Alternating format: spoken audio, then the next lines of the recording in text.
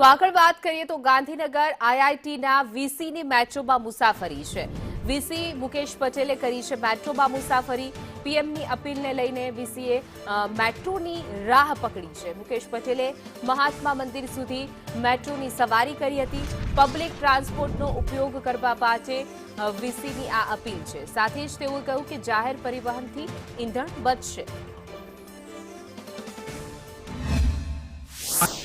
શરૂઆત કરી કે હું અઠવાડિયાના 2 થી 3 દિવસ સુધી મેટ્રોમાં મુસાફરી કરીશ, સરકારી વાહનોનો ઉપયોગ નહીં કરું।